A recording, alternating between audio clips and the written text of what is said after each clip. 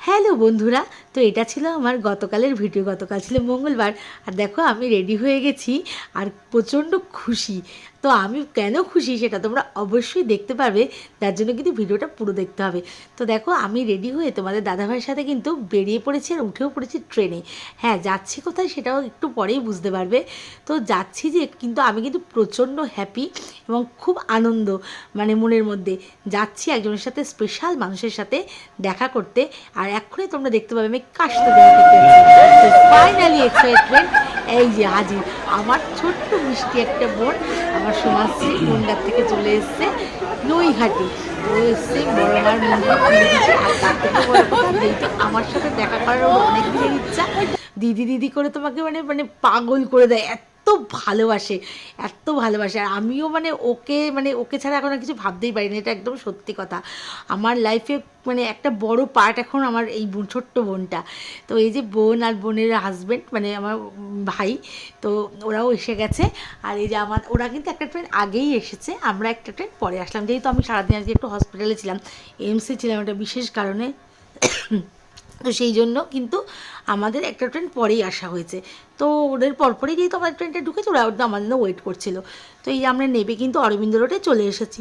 আর সত্যি কথা বলতে ফার্স্ট টাইম যেহেতু আমাদের সাথে আমাদের ফার্স্ট টাইমই দেখা, আর আমরা চারজনই মানে ফার্স্ট টাইমই যেহেতু মিট করলাম, সেহেতু অনেক কথা অনেক গল্প। আর আমি তো মানে খুব খুশি মানে সমাজকে পেয়ে, ও তাই। মানে দুজনের যে কী এক্সাইটমেন্ট, মানে আমরা মানে মানে ভাষাতে বলতে পারবো না। তো এই যে ফাইনালি কিন্তু বড়মার মন্দিরের একদমই সামনে চলে এসেছি। আর এখন কটা বাজে, ওই 5:40 মতো হবে। তো এসে দেখলাম মানে ঠাকুর এমন মানে আমাদের কি বলবো সহায়, যে একদম ভিড় নেই। আর আমি কিন্তু যে খবর পেয়েছিলাম সকাল থেকে সাংঘাতিক ভিড় ছিল, যেহেতু আমি এর আগেও একবার কল্যাণী থেকে ঘুরে গেছি 3:30 নাগাদ, তখন তারা ট্রেনে ফিরছিল বর্মার মন্দির থেকে, তারা বললো আজকে সাংঘাতিক ভিড় হয়েছিল। তো ঠাকুরের কৃপায় আমরা এত দূর থেকে মানে ওরা এত দূর থেকে এসেছে যে ফাঁকা পেয়েছি, এটা যে কত বড় একটা প্রাপ্তি। মানে মা সত্যি মানে মানে এত সুন্দর মায়ের দর্শন করতে পারবো এত সুন্দরভাবে কাছ থেকে, যে মানে ভাবতেই পারিনি। সত্যি মানে মনটা পুরো ভরে গেছে। আর ওর তো এই ফার্স্ট টাইম আসা, আমি তো অনেকবার আসি, বারবারই আসি মায়ের কাছে। আর ওর অনেক দিন ধরে মানে ইচ্ছা ছিল মনের, মানে মায়ের কাছে আসবে, মায়ের দর্শন করবে। তো সেই ইচ্ছাটা পূর্ণ হয়েছে, এটাই সবচেয়ে বড় পাওয়া। তো দেখো আমরা তো সবাই চলে এসেছি, আর এখন কিন্তু এখানে আমরা পুজো দেবো। আর মন্দিরের ভেতরটা এখন তো ফাঁকা, কত সুন্দর মন্দিরের ভেতরটা তোমাদেরকেও একটু দেখাই। আর তোমরা দেখো দেখতে পাচ্ছ কত ফুল। আর এই ফুলের মালাগুলো দেখেই কিন্তু বোঝা যাচ্ছে যে আজকে কত ভিড় হতে পারে। মানে বলতে গেলে ফুলের এই দেখো পুরো স্তূপ হয়ে গেছে, আর মানে প্রসাদটাও কিন্তু পুরো ঢেকে গেছে ফুলের মালায়।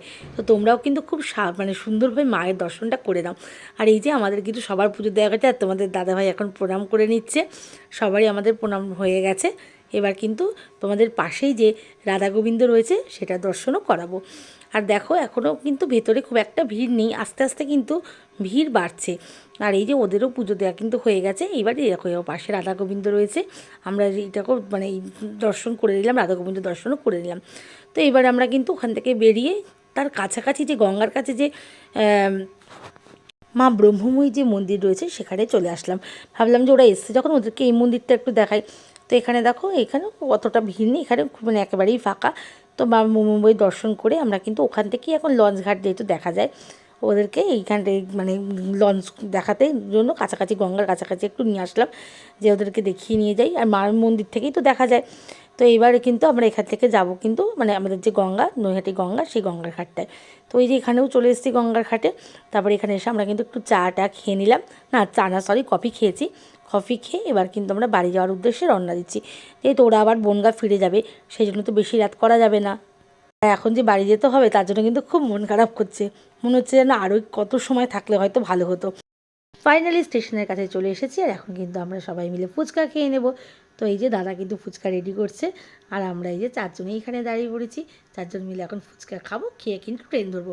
তো যেই স্টেশনে আসলাম অমনি দেখলাম লেডিস স্পেশাল, যেহেতু আমরা উঠে পড়েছি, আর ওরা কিন্তু মানে জেনারেল যে কামরাগুলো আছে সেখানে উঠছে দুজনে। আর এই যে আমাদের কারোরই এখন আর ভাল লাগছে না, যেহেতু নেমে যেতে হবে, আবার যে কবে দেখা হবে। আর ও তো মানে দিদি অন্ত প্রাণ, কী আর বলবো, একেবারে একটা আস্ত পাগলি আমার। ওরা মানে ওরও যতটা মন খারাপ লাগছে আমারও ততটাই মন খারাপ লাগছে, আমাদের কিছুই ভাল লাগছে না, যে এখনই নেমে পড়তে হবে। আর এই যে আমি নেমে গেছি, আর ভাই তো পেছনের কম্পার্টমেন্টটায় আছে, জেন্টস কম্পার্টমেন্টটায়, আর ও লেডিসে আছে। তো এইবার তো আমাদের শিমলাইতে নেমে যেতেই হলো, আর ওরা চলে যাবে চাকদা, চাকদা থেকে কিন্তু বাসে চলে যাবে বনগাঁয়। তো এই যে টাটা করে দিচ্ছে, এবার হচ্ছে ওরা ওদের গন্তব্যে ঠাকুর মানে ভালোভাবে চলে যাক, পৌঁছে যাক। তো ভিডিওটা কেমন লাগলো তোমরা কিন্তু অবশ্যই বলো। চলো টাটা।